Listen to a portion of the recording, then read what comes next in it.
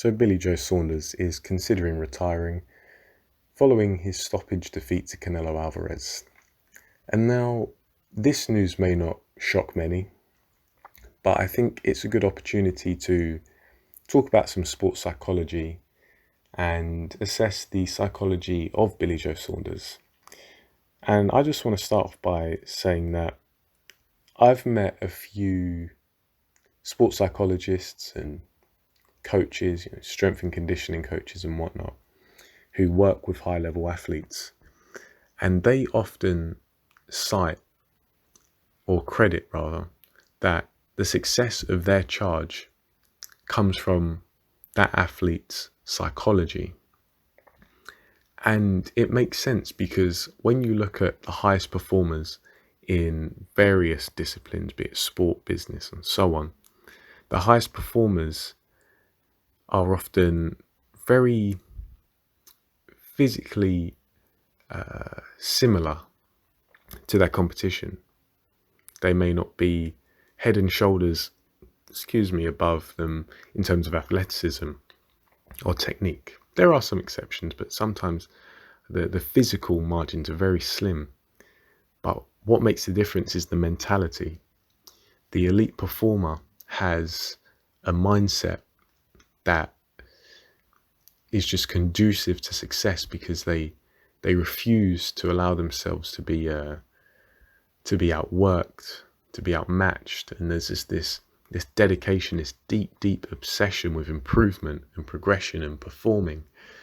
And so Billy Joe Saunders never struck me as having that mindset, and this is despite being touted as one of Britain's most talented fighters of recent years.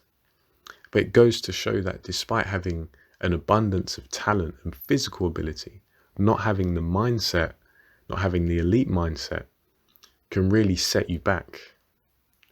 And so, and people might take issue, but there are some examples where that lack of an elite professional mindset has shown itself.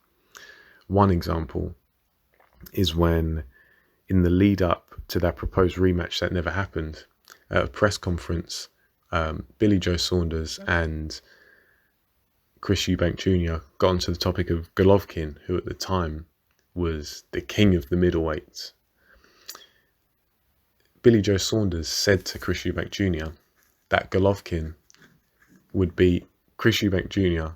and himself in the same night. And now, at the time, many people pointed this out and said, these shouldn't be the words of a competitor. They sound like the words of someone who's just conceded before the competition has even started. And I agree. That's what it seemed like.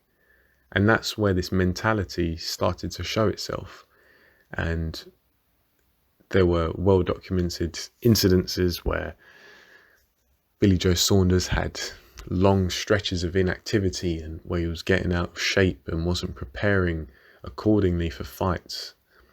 And I can provide an anecdote on this because I remember I was at York Hall watching a fight card in October 2015, and it was roughly about 2 months before the date for Billy Joe Saunders' first world title fight against Andy Lee.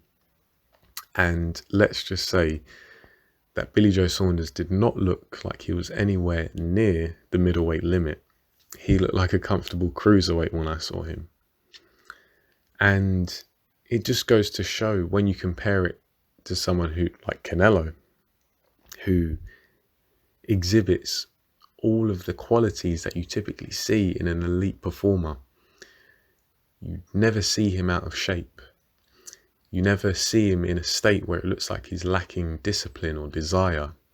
He always prepares accordingly and meticulously, and he seems to have a very deep-rooted obsession with improvement. I think we've seen over the years Canelo's trajectory of improvement is on a steady rise and seems to be rising.